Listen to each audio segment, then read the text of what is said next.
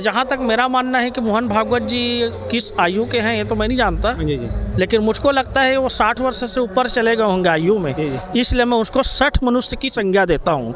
नमस्कार, मैं हूं नागेंद्र निषाद और आप देख रहे हैं छत्तीसगढ़ ग्राउंड न्यूज़। राष्ट्रीय स्वयंसेवक संघ के संघ चालक मोहन भागवत जी द्वारा जो है रविदास जयंती महाराष्ट्र में था, वहां एक बयान उन्होंने दिया कि जाति व्यवस्था है, वर्ण व्यवस्था जो भगवान ने नहीं बनाई है, इसे पंडितों के द्वारा बनाया गया है। तो हमारे साथ आज जो है राजिम विप्र परिषद के ब्राह्मण यहाँ मौजूद हैं। हम जानेंगे कि वाकई में इसकी सच्चाई कहाँ तक है। तो जी महाराज जी, आप बताएं कि जिस प्रकार से मोहन भागवत जी द्वारा जो बयान दिया गया है कि वर्ण व्यवस्था जो जाति जो बनाया गया है, ये क्या आपके द्वारा मतलब पंडितों के द्वारा बनाया गया है? बोलिए श्री राजीव लोचन भगवान की जय, हमारे आराध्य श्री परशुराम भगवान की जय।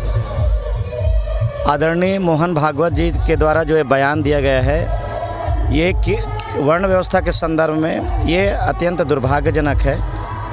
धर्म ग्रंथ और सनातन धर्म से जुड़े हुए हम सभी आचार्यगण यहाँ पर किसी ब्राह्मण या किसी ऋषियों के द्वारा बनाई गई वर्ण व्यवस्था की बात नहीं है। ये तो हमारे सनातन धर्म में ऋग वेद में ही ये मंत्र है पुरुष सूक्त का कि ब्राह्मणों अस्य मुख मासिद बाहु राजन्य कृत उरु तदस्य यद्वश्य पदभ्याम गम शूद्रो अजायत। अर्थात भगवान विराट भगवान के मुख से ही ब्राह्मण की उत्पत्ति हुई है।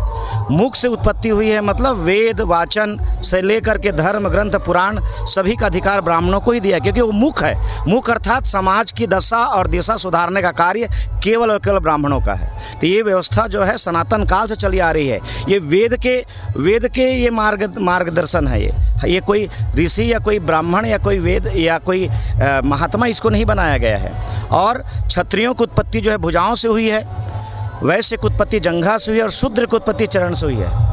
यदि ये तीनों वर्ण की अलग अलग उत्पत्ति हुई है तो सभी के अलग अलग दायरे हैं, सभी के अलग अलग सीमाएं हैं, सभी की अलग अलग मर्यादाएं हैं। भाई क्षत्रिय जो है समाज की रक्षा का दायित्व उनके हाथ में है, शूद्र काम है चरण सभी समाज की सेवा करने का दायित्व है, वैसे जो है पालन पोषण का कार्य करे। और ब्राह्मण का कार्य है समाज का दशा और दिशा सुधारने के लिए वो प्रेरक वचनों के माध्यम से समग्र समाज को जो प्रकाशित करता है, आलोकित करता है और उनके कारण पूरा समाज की दिशा दशा सुधरती है, सचमुच में वही ब्राह्मण है। और ब्राह्मण जन्म से होता है।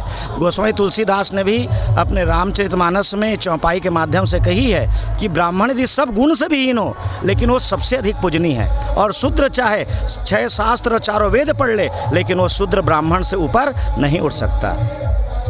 और भी कुछ विप्रजन है, हम उनसे जानना चाहेंगे। जी महाराज जी, आप बताएं इस बयान को लेकर आपका क्या कहना है? बोलिए श्री राजीव लोचन भगवान की जय, गंगा महारानी की जय। आज ये सुनने को आया है कि मोहन भागवत जी के द्वारा, जिनको हम पंडित ही नहीं वैसे पूरे भारतवर्ष में उनको एक सुलझे हुए व्यक्ति के रूप में जाना जाता है, जिनके मुख से ऐसा यदि बोला गया है तो ये बड़ा ही दुर्भाग्यपूर्ण वक्तव्य उनके द्वारा रखा गया है। और इसमें कहा जाए कि ब्राह्मण जो जाति का भेद बनाए हैं, ब्राह्मण ऐसा, ये बताइए महाराज जी, बताएं पंडित और जैसे पंडित और ब्राह्मण, उन्होंने पंडित कहा है, ब्राह्मण नहीं कहा है। पंडित और क्या ब्राह्मण अलग अलग हैं या एक ही हैं? नहीं, पंडित और ब्राह्मण कहने का मतलब ऐसे सामान्य तौर में तो सब एक ही मानते हैं उसको। पंडित और ब्राह्मण को एक ही मानते हैं। हम ब्राह्मण को जाति मानते हैं, लेकिन पंडित जो विद्वान होते हैं उनको हम पंडित बोलते हैं, चाहे वो कोई भी जाति का हो।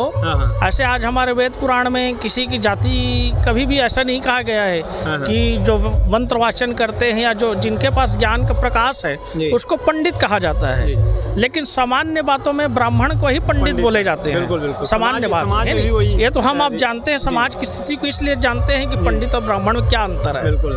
तो मैं तो यही कहूँगी कि मोहन भागवत जी यदि ऐसा कुछ बोले हैं तो उनको इस विषय में जाना नहीं था, क्योंकि वो बड़े सुलझे हुए व्यक्तियों में उनकी गिनती होती है और हमारे तरफ से उनके लिए कोई विशेष कोई बात नहीं है। लेकिन कहीं भी कुछ राजनीतिक लाभ वो लेना चाहते हैं या किसी समाज को उपेक्षित तौर पर वो देखते हैं तो ये सरासर उनका ऐसा वक्तव्य करना गलत है। राष्ट्रीय स्वयंसेवक संघ का एक अनुसांगिक संगठन है जो राजनीतिक पार्टी में अभी वर्तमान में उनकी सरकार भी है, भारतीय जनता पार्टी। वो ऐसा कुछ तो नहीं है कि वोट बैंक के लिए ऐसा कुछ बयानबाजी उनके द्वारा? हाँ, उनको ऐसा लग रहा होगा कि वोट बैंक, इससे हमको वोट बैंक का फ़ायदा हो जाएगा। जी। ऐसा यदि उनको लगता होगा इसलिए बोल रहे हैं, तो कभी भी किसी भी पार्टी को ऐसा अधिकार नहीं होना चाहिए कि कोई वरिष्ठ आदमी इस प्रकार का वक्तव्य रखे। राजनीतिक लाभ लेना वो राजनीति करने वालों का जो है वो उनका व्यक्तिगत मामला है, और ऐसे वक्तव्य रखने वाले को सोचना चाहिए कि हमारा समाज में कहाँ तक स्तर है, हम किस संस्था से जुड़े हैं और उसकी क्या मर्यादा है, और हमारा इसको बोलने, इस शब्द को बोलने से हमारे इस संस्था को या इस समाज को क्या फ़र्क पड़ सकता है, ये उनको पहले सोचना चाहिए। और जहाँ तक मेरा मानना है कि मोहन भागवत जी किस आयु के हैं ये तो मैं नहीं जानता, लेकिन मुझको लगता है वो 60 वर्ष से ऊपर चले गए होंगे आयु में, इसलिए मैं उसको 60 मनुष्य की संज्ञा देता हूँ। 60 मनुष्य भगवान की। तो और भी महाराज जी हैं, विप्रजन हैं, उनसे जानना चाहेंगे जैसे कि यह दुर्भाग्य की बात है कि एक जो है पंडितों को इस प्रकार से कहा गया है। मैं देखता हूँ कि पंडितों और हिंदू समाज में भी, लेकिन और भी अन्य संप्रदाय हैं या धर्म के लोगों को इस प्रकार से नहीं दिया जा रहा है, इस पर आपका क्या कहना है? मैं तो सिर्फ यही कहना चाहूँगा कि महाराष्ट्र में जो मोहन भागवत जी ने जो बयान दिया है कि जाति को बांटने का काम ब्राह्मणों ने किया है, मैं उसकी घोर निंदा करता हूँ, क्योंकि भगवान का जन्म हुआ है, भुजाओं से क्षत्रियों का जन्म हुआ है और जंघा से वैश्य और पांव से शूद्र का जन्म हुआ है। ये 4 वर्ण हमारे सनातन धर्म में कहे गए हैं, जो वेद शास्त्र प्रमाणित करता है। लेकिन ब्राह्मणों का कार्य क्या है? सनातन धर्म की रक्षा, लोगों को दिशा देना कि आप सत्य के मार्ग में चलो, और सत्य के मार्ग में चलोगे तो आपका कल्याण होगा। लेकिन ये मोहन भागवत जी ने, जहाँ तक मेरी समझ है, तो कहीं ना कहीं उनकी मंशा होगी कि अगर मैं ऐसी बयान जारी करता हूँ तो मुझे वोट बैंक की फ़ायदा होगा। तो वोट बैंक की फ़ायदा को देखते हुए उन्होंने ये बयान जारी किया है। लेकिन ब्राह्मण जो है सदैव ज्ञान देने वाला है, ब्राह्मण सदैव पवित्र है और सबको सन्मार्ग में चलने के लिए प्रेरित करता है। यही ब्राह्मणों का कार्य है। ब्राह्मण ही जातियों में श्रेष्ठ जाति कहा गया है, और श्रेष्ठ जाति होते हुए भी जो पृथ्वी के भूदेव भी कहे गए हैं, ब्रह्मा जी के पुत्र कहे गए हैं। तो ब्राह्मणों का मुख्य जो कार्य है, सभी जो वर्ण हैं, क्षत्रिय, वैश्य और शूद्र, इन सब को एक साथ लेकर के सही मार्ग में चलने के लिए प्रेरित करना, सिर्फ मैं यही कहना चाहूँगा। और मैं एक बार फिर मोहन भागवत जी के बयान की निंदा करता हूँ। देखिए, यहाँ पे विप्रजन भी इस बयान को लेकर निंदा कर रहे हैं, और भी कुछ महाराज जी हैं, इनसे जानना चाहेंगे। जी, आपका क्या कहना है इस बयान को लेकर? मोहन भागवत जी ने जो कहा है ब्राह्मणों के खिलाफ, वह घोर निंदा के पात्र है, क्योंकि ब्राह्मण ही है जो संसार को बताते हैं कि आपको मोक्ष के कैसा हो सकता है। ब्राह्मण ही है जो आपको जो है सत्कर्मों को बताता है। उसको ऐसा नहीं कहना चाहिए, उनको जो है अपने वाणी में संयम के साथ। राष्ट्रीय स्वयंसेवक संघ के संघ चालक मोहन भागवत जी द्वारा जिस प्रकार से बयान दिया गया है, जिसको लेकर आपने सुना कि विप्रजनों के द्वारा एक प्रकार से निंदा दी जा रही है, निंदा की जा रही है इस बयान को लेकर। साथ ही इस बयान को लेकर हमारे साथ मौजूद हैं राजीव नगर के एक प्रकार से युवा विचारक और युवा पत्रकार विकास जी। जी बताएं, आपका शुभ नाम क्या है? और जैसे कि मोहन भागवत के जी द्वारा जिस प्रकार से बयान दिया गया है कि जो जाति व्यवस्था है भगवान ने नहीं बनाई है, इसे पंडितों ने बनाई है, जो कि गलत है, इसको लेकर आपका क्या कहना, बताएं। देखो, एक बात ये है कि जब लोगों के दुकान बंद हो जाते हैं तो लोग अपने दुकान को चालू करने के लिए पंडितों को गाली देना प्रारंभ कर देते हैं। और जैसे कि आप जान रहे हैं नागिन जी कि वर्ष जो 2023 है वो चुनावी वर्ष है, और 24 में जो है लोकसभा का चुनाव होने वाला है। तो किस प्रकार से किसी समाज को तोड़ करके चुनावी वोट बैंक को हासिल किया जाए, इसके लिए ये स्पष्ट नज़र आ रहा है कि एक सामाजिक सम्मेलन में शामिल होकर के जिस तरीके से बयान जो दिया गया है मोहन भागवत जी के द्वारा, तो उसका मैं घोर निंदा करता हूं कि जिस प्रकार से कहा गया है कि पंडितों ने जाति व्यवस्था को बनाया है, वर्ण व्यवस्था को निर्माण उन्हीं किया अपने स्वार्थ के लिए। तो एक बात इसमें स्पष्ट नज़र आ रहा है कि स्वार्थ कौन चाहता है। आज अपने स्वार्थ के लिए एक पंडितों पर एक तरीके से उन्होंने गलत टिप्पणी की है।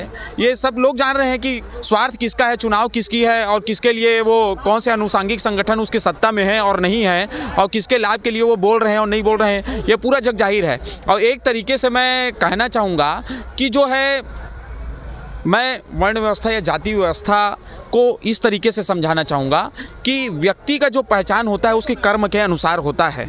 और कर्म कैसा है, अगर किसी को विद्वान अगर आपको जानना है तो उसका जो पता चलता है उसकी वाणी से पता चलता है कि उसके पास कितना ज्ञान है। इसलिए उसके मुख से अगर पता चले, किसी मानव को देख रहे हैं उसके मुख से पता चलता है कि वो ज्ञान है, विद्वान है, क्योंकि उसके वाचन से पता चलता है, पता चल जाता है, जज कर सकते हैं हम। और जिसकी भुजाएं बलिष्ठ होगी, है ना, जो ताकतवर है उसको पता कहाँ से चलेगा, उसकी भुजाओं से पता चलेगा। और सीधी सीधी बात है, अगर किसी को शूद्र कहा गया है तो वो जो है कर्म के आधार पर है, किसी शक्ति के आधार पर जो कर्म का निर्धारण किया गया है।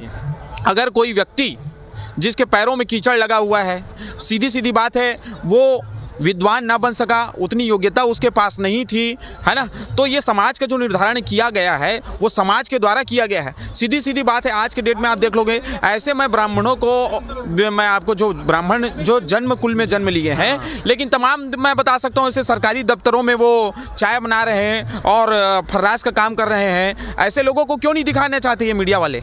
और साथ ही साथ मोहन भागवत उनको क्यों नहीं देखते? आज इन पर जब चुनावी वर्ष आया है तो आरोप लगा रहे हैं कि जो वर्ण व्यवस्था है पंडितों ने स्वार्थ के लिए बनाया है। यहाँ पर साफ स्पष्ट नजर आ रहा है कि स्वार्थ किसके अंदर निहित है, अपने स्वार्थ के लिए, चुनावी राजनीति के लिए, है ना, वोट बैंक को हासिल करने के लिए पूरा बयान दिया गया है।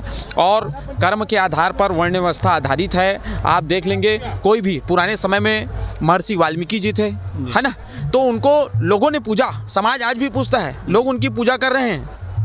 तो कर्म के आधार पर ही पूजा होती है। ऐसे तमाम प्रकार के उदाहरण हैं, आप वेद और पुराणों को पढ़ेंगे तो वहाँ से आपको जानकारी मिल जाएगी। धन्यवाद। जैसे कि अगर यह बयान के ऊपर जो दिया गया है, इसको लेकर आपके जो विप्र परिषद के द्वारा या आपके ब्राह्मण संगठन के द्वारा या आपके समाज के द्वारा ऐसा कुछ आगामी इसका विरोध उग्र रूप में होगा या कैसा है, कुछ रणनीति आप लोग? देखो, मैं क्या है, किसी पंडित परिषद को या तो किसी वर्ग विशेष को प्रतिनिधित्व नहीं करता। ये जो मेरे विचार हैं स्वतंत्र विचार हैं। बाकी कौन इसको लेकर के अपनी प्रतिक्रिया देना चाहता है, आंदोलन करना चाहता है, वो सब आप अपने ऊपर है। मेरे विचार में जो, मेरे मस्तिष्क में जो विचार आया और जहाँ तक मुझे जो सत्य और गलत लगा उस पर ही मैंने अपनी टिप्पणी की है। किसी वर्ग विशेष को ठेस पहुँचाना या किसी के बारे में गलत टिप्पणी करना मेरा आदत नहीं है और नहीं मैं करना चाहूँगा। और सभी वर्ग के लोग, सभी जाति के लोग सब समान हैं और मैं चाहूँगा कि भारत एक रहे, श्रेष्ठ रहे, तभी हमारा देश आगे बढ़ेगा। बहुत बहुत धन्यवाद विकास जी। जैसे कि आपने सुना कि विप्रजनों के द्वारा जो है बयान, मोहन भागवत जी के बयानों का किस प्रकार से निंदा की और बयान को जो है गलत ठहराया। तो आप देख रहे थे छत्तीसगढ़ ग्राउंड न्यूज़ और मैं हूं नागिन निषाद। धन्यवाद।